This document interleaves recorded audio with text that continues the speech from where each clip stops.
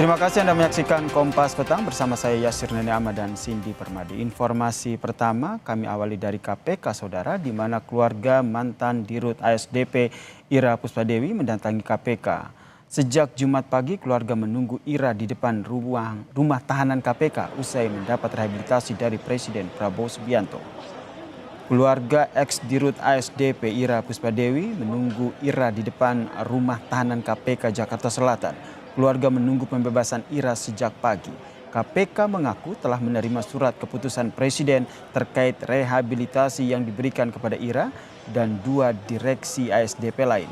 Hingga Jumat siang Saudara, internal KPK masih menindaklanjuti kepres terkait dengan rehabilitasi Ira Puspadewi pada tahap administrasi.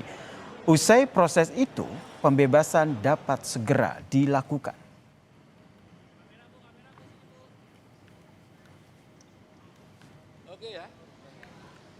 Sementara itu Saudara, menanggapi soal alasan pemberian rehabilitasi untuk mantan Dirut ASDP Ira Puspadewi, Wakil Menteri Koordinator Bidang Hukum, HAM, Imigrasi dan Pemasyarakatan, Otto Hasibuan mengungkapkan bahwa Presiden Prabowo tidak ingin orang yang tidak bersalah dihukum dan orang yang bersalah bebas dari hukum. Dan rehabilitasi ini merupakan hak Presiden yang dijamin konstitusi. Bapak Presiden tidak mau terjadi ada orang yang tidak bersalah dihukum. Tetapi mengenai soal rehabilitasi ini adalah hak prerogatif dari Presiden yang berasal dan bersumber dari konstitusi. Pertimbangan ini tentunya hanya Presiden yang tahu apa sebabnya dia memberikan itu. Dan itu kewenangan yang mutlak yang diberikan konstitusi kepada Bapak Presiden. Jadi saya kira tidak merupakan jauh daripada intervensi. Justru dia melaksanakan hak dan kewajiban konstitusional dia yang dipandangnya tepat dan benar untuk kepentingan bangsa negara. Perkembangan terkini pembebasan mantan Dirut ASDP Ira Puspadewi, kita siapa jurnalis Kompas TV Niko Anggriawan dan Muhammad Jamzari dari KPK Jakarta.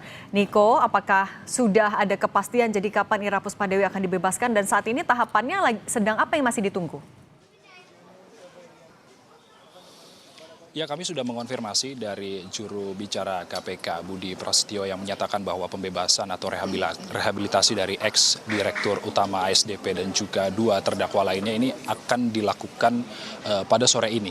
Dan namun Budi Prasetyo tidak merinci jam berapa atau pukul berapa nantinya Ira dan juga kedua terdakwa lainnya ini akan keluar dari rumah tahanan KPK. Namun yang bisa saya gambarkan saat ini, Cindy dan juga saudara, kalau misalnya di rumah tahanan KPK ini sudah terpantau, wartawan juga sudah menanti proses pembebasan Ira atau keluarnya Ira dari rutan KPK, dan juga kemudian ada keluarga dan juga kuasa hukum yang ada di dalam menanti keluarnya Ira dan juga 2 terdakwa lain. Dan kemudian kalau misalnya secara garis besar, Cindy dan juga saudara, kalau misalnya kita menarik kasus ini awalnya terkait dengan dugaan kasus kerjasama usaha antara ASDP dengan PT Jembatan Nusantara yang ditaksir kerugiannya ini mencapai 1,25 triliun rupiah, yang menjerat tentunya ex-Dirut ASDP yakni ada Ira Puspadewi, lalu kemudian ada Direktur Komersial dan juga Pelayanan Muhammad Yusuf Hadi, dan kemudian ada Direktur Perencanaan dan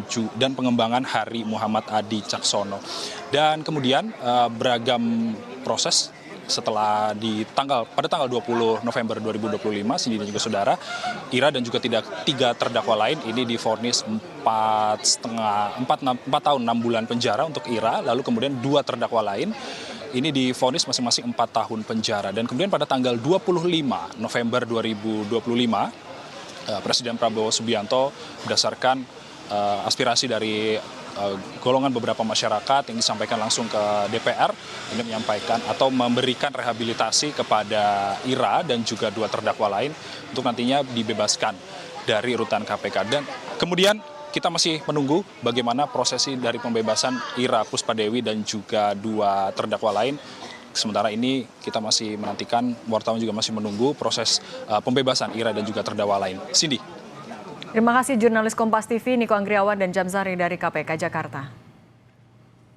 Usai jeda di Kompas Petang, saudara, kami hadirkan informasi banjir dan longsor di 3 provinsi yakni Aceh, Sumatera Barat dan Sumatera Utara menewaskan 72 orang. Upaya untuk membuka akses yang rawan terisolasi banjir dan longsor terus dilakukan. Simak perbincangan kami bersama dengan Pangdam 1 Bukit Barisan, Maijen TNI Rio Firdianto, usai jeda hanya di Kompas Petang.